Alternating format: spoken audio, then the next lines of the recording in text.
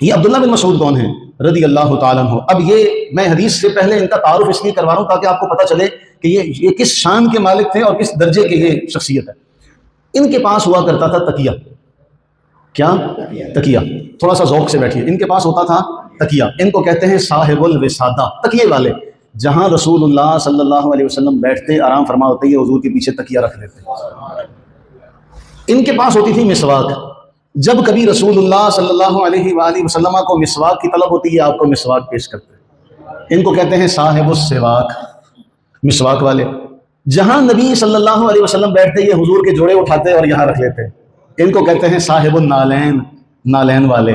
اب یہ وہ صحابی ہے جو کبھی کبھی حضور کے پاس آتا ہے، یہ وہ صحابی ہے جو مہینے میں ایک آدھ بار حضور کے پاس آتے ہیں۔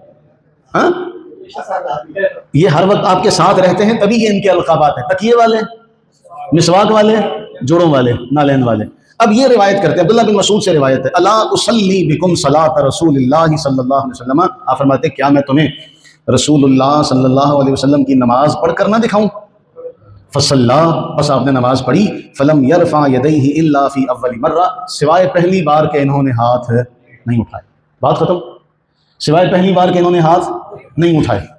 اب اس کے بعد امام ترمذی پتہ کیا کہتے ہیں؟ امام ترمذی کہتے ہیں وفی البابی، اس باب میں عبداللہ بن مسعود ایک، براء بن عازب ان سے بھی روایت مروی ہے، اور حدیث ابن مسعود حدیث حسن ہے، حدیث حسن ہے۔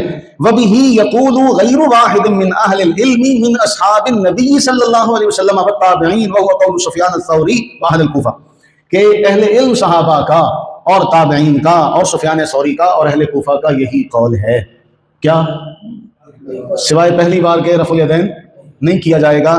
عبداللہ بن مسعود کا، براء بن عازب کا اور اصحاب نبی علم والے، غیر واحد من اہل العلم من اصحاب النبی، حضور کے اصحاب میں سے جو علم والے اصحاب ہیں ان کا اور تابعین کا اور سفیان ثوری کا اور کوفہ والوں کا یہ قول ہے۔ کیا قول ہے؟ کہ عبداللہ بن مسعود نے سوائے پہلی بار کے ہاتھوں کو نہیں اٹھایا۔ اب ہم اس حدیث پر عمل کرتے ہیں۔ یہ حدیث شیخ البانی نے لکھا کہ حکم الالبانی صحیح، کیا ہے؟ صحیح، پہلی روایت۔ دوسری روایت سنن ابو داؤد کی، حدیث نمبر ہے 748، اور شیخ البانی نے اس پر بھی تبصرہ کیا کیا ہے کہ یہ حدیث صحیح ہے۔ عبداللہ بن مسعود سے ایک ہو گئی ترمذی کی روایت اور دوسری ہو گئی سنن ابو داؤد کی روایت۔ اس میں بھی آپ فرماتے ہیں کہ میں تمہیں رسول اللہ کی نماز پڑھ کر نہ دکھاؤں، آپ نے نماز پڑھی، سوائے پہلی بار کے ہاتھوں کو نہیں اٹھایا۔ تیسری روایت اسی میں ہے سنن ابو داؤد کی، فرفع یدیہ فی اول مرہ وقال بعض مرۃ واحدہ حکم الالبانی صحیح، 751 نمبر۔ اس میں بھی یہ کہ اپنے ہاتھوں کو سوائے پہلی بار کے دوبارہ نہیں اٹھایا۔ دو ہو گئی، جامع ترمذی، سنن ابو داؤد۔ تیسری حدیث کی کتاب سنن نسائی، امام نسائی کا سن وفات ہے 303 ہجری، حدیث نمبر ہے 1026۔ عبداللہ بن مبارک اس میں بہت بڑے راوی ہیں، یہ ذہن میں رکھیے گا۔ یہاں بھی یہی ہے کہ میں تمہیں رسول اللہ کی نماز پڑھ کر نہ دکھاؤں صلی اللہ علیہ وسلم، آپ نے نماز پڑھی، سوائے پہلی بار کے ہاتھوں کو نہیں اٹھایا۔ یہ حدیث بھی شیخ البانی کیا کہتے ہیں؟ صحیح۔ کیا کہتے ہیں؟